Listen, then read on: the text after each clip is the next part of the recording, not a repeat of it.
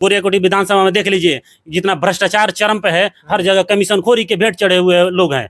जाइए आप, अभी प्रखंड का हाल मैं बता दे रहा हूँ, निवास में जाइए, राशन कार्ड में जाइए, कहाँ नहीं चल रहा है। आंगनबाड़ी का देख लीजिए, आंगनबाड़ी में 3% 4% कमेंट विधायक लेता है। कौन ऐसा विधायक जी लेते जी, विधायक जी लेते हैं।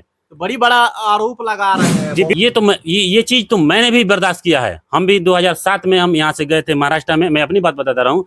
वहां पे भी मुझे भी बिहारी कह के प्रताड़ित किया गया। मेरी शिक्षा, मुझसे पूछा गया आप कितने तक पढ़े हो, मैंने बताया ग्रेजुएशन किया हूँ। और इधर घूमने के जो उद्देश्य है वो उन लोगों से विपरीत है। वो जाति के लिए राजनीति करते हैं, धर्म के लिए राजनीति करते हैं, लेकिन हमारी वो न जाति के लिए राजनीतिक है न धर्म के लिए राजनीतिक है, सिर्फ और सिर्फ विकास के लिए, वो भी शिक्षा, स्वास्थ्य और रोजगार के लिए है।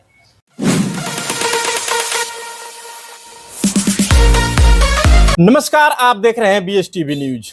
आज बातचीत करेंगे 111 गोरियाकोटी विधानसभा क्षेत्र के ऊपर, क्योंकि जन सुराज के सूत्रधार प्रशांत किशोर की पार्टी से एक शख्स हैं और सबसे पहले इनका नाम जानने का प्रयास करेंगे और उसके बाद तमाम मुद्दों पे बात करेंगे। आप स्वागत है सर आपका। जी, आपका भी स्वागत है। BSTV न्यूज को देखने वाले सभी दर्शकों को मेरा प्रणाम और 111 गोरियाकोटी विधानसभा क्षेत्र के सभी विधानसभा के जनता जनार्दन को मेरा प्रणाम, नमस्कार। अपना पहले नाम बता दीजिए सर। जी, मेरा नाम रवि गुप्ता है, पूरा नाम रवि भूषण गुप्ता है और मैं इस अज्ञा पंचायत के दूसरी बार सरपंच के रूप में हूँ। आप प्रेजेंट में भी सरपंच भी हैं और लगातार 2 बार आप सरपंच भी बन चुके हैं और इसी उम्र में तो आप जन सुराज का दामन थामे हुए हैं और गोरियाकोटी विधानसभा का विकास को लेकर आप पूरे फील्ड में अपने जन बल के साथ प्रशांत किशोर जी के साथ से कदम से कदम मिलाकर चलने का काम कर रहे हैं। क्या कहिएगा गोरियाकोटी के विकास को लेकर? जी, कि मेरी प्राथमिकता और मेरे प्रशांत सर की जो प्राथमिकता है वो सबसे पहले प्राथमिकता है कि शिक्षा, और दूसरी है रोजगार, और तीसरी है चिकित्सा। ये तीनों चीज़ों पे हम लोग बात करते हैं और बात नहीं काम करने का जो आमादा रखते हैं। वो हमें लगता है कि अभी तक इस विषय में किसी ने अभी तक बात नहीं किया और ना काम करने की कोशिश किया है। तो वो मेरी प्राथमिकता सबसे पहले है शिक्षा पे, स्वास्थ्य पे और रोजगार पे। जन सुराज के सूत्रधार प्रशांत किशोर जी बिहार बदलाव यात्रा लेकर घूम रहे हैं, क्या इससे कुछ फायदा होगा? जी, बिल्कुल फायदा होगा।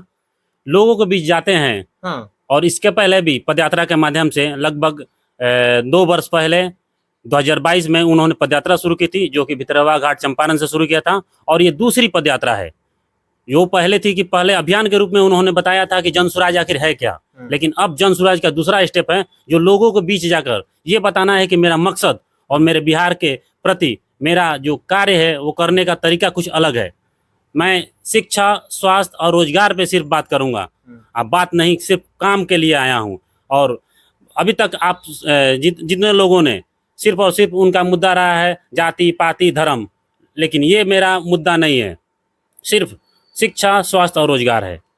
गोरियाकोटी में काफी सिटिंग विधायक हैं, देवेश कांत सिंह जो भाजपा से हैं, और जो RJD से विधायक थी नूतन वर्मा, मुन्ना वर्मा की पत्नी। तो काफी ये लोग आमने सामने के टक्कर में काफी अच्छा खासा वोट लाते हैं। उसके बाद अब जन सुराज भी इस विधानसभा में अपना परचम लहराने की दावा ठोक रही है। तो क्या लगता है आप लोग सीट निकाल पाइएगा? जी बिल्कुल, उन लोगों से हम लोग की विपरीत जो है ना, हम लोग का जो अपना जो उद्देश्य है वो उन लोगों से विपरीत है। वो जाति के लिए राजनीति करते हैं, धर्म के लिए राजनीति करते हैं, लेकिन हमारी वो न जाति के लिए राजनीतिक है न धर्म के लिए राजनीतिक है, सिर्फ और सिर्फ विकास के लिए, वो भी शिक्षा, स्वास्थ्य और रोजगार के लिए है। भाजपा से विधायक है देवेश कांत सिंह, वो भी तो विकास करते हैं। जी, मुझे तो नहीं लगा कि आज तक अभी तक उन्होंने विकास किया है। पूरा धरले से रोड बनवा रहे हैं, आप कह रहे हैं कि विकास। अरे रोड कहाँ बन रहा है महाराज, रोड बनने से होगा। पहले से जो योजनाएं थी उसी को धड़ल्ले से शिलान्यास केवल कर रहे हैं। शिलान्यास के विधायक हैं, क्या बात कर रहे हैं? काम नहीं करते हैं जो अभी गोरियाकोटी के विधायक हैं। काम तो कर रहे हैं, देख नहीं रहे हैं? लोगों को सिर्फ और सिर्फ बुर्बक बनाने वाला काम हो रहा है। और अब गोरियाकोटी विधानसभा में देख लीजिए, जितना भ्रष्टाचार चरम पे है, हर जगह कमीशन खोरी के भेंट चढ़े हुए लोग हैं। जाइए आप, अभी प्रखंड का हाल मैं बता दे रहा हूँ, निवास में जाइए, राशन कार्ड में जाइए, कहाँ नहीं चल रहा है। आंगनबाड़ी का देख लीजिए, आंगनबाड़ी में 3% 4% कमेंट विधायक लेता है। कौन ऐसा विधायक जी लेते? जी, विधायक जी लेते हैं। तो बड़ी बड़ा आरोप लगा रहे हैं, जी बहुत बिल्कुल, बड़ा आरोप लगा आरोप रहे हैं। नहीं है, रियली सत्य है, आप जांच कर लीजिए, करवा लीजिए। हाँ जी, अभी तक गोरियाकोटी के इतिहास में किसी ने इस तरह का जो सब कमीशन का सबसे बड़ा जो बंदरमाट चल रहा है, हाँ। वो अभी क्या स्थिति है? क्या जनप्रतिनिधि का यही काम और कर्तव्य और दायित्व है? कोठी में तो आप कह रहे हैं कि जो प्रेजेंट में विधायक हैं, उसके बाद बहुत सारे लोगों पर अपने तंज कसा की जात की राजनीति करते हैं। जी, तो बिल्कुल। आप लोग जनसुराज और आप किस मुद्दे को लेकर राजनीति करिएगा जो अभी सामने का विधानसभा का चुनाव आएगा? हमने आपको बताया कि हमारी जो है ना, सभी जाति धर्मों को लेकर हमारी कोई जाति पर विशेष फोकस नहीं, सभी लोग एक समान है। और हमारी सिर्फ और सिर्फ वही है कि शिक्षा।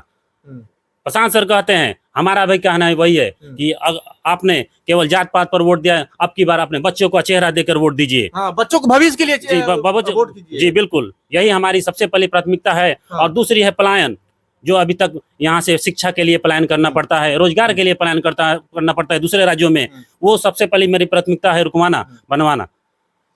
कुछ लोग तो कह रहे हैं कि प्रशांत किशोर पहले मुख्यमंत्री बनाया करते थे, इधर का उधर वोट कराया करते थे, अब लोग कह रहे हैं कि बिजनेस करने का तरीका थोड़ा चेंज हो गया है। क्या लगता है कि प्रशांत किशोर जी अपने लिए आए हैं कि मार्केटिंग कर रहे हैं? जी नहीं, प्रशांत किशोर के बारे में सभी लोग जानते हैं, नहीं हो तो गूगल करके देख लिया जाए। प्रशांत किशोर इसके पहले राजनीतिक रणनीतिकार रूप में काम करते हैं। 11-12 राज्यों में उन्होंने मुख्यमंत्री बनाने का काम किया है। उन्होंने सोचा कि मैं दूसरे राज्यों को राजा को बना रहा हूँ, मेरा बिहार इतना पिछड़ा हुआ है, क्यों ना मैं अपने बिहार के लोगों का हाथ दामन थामूं।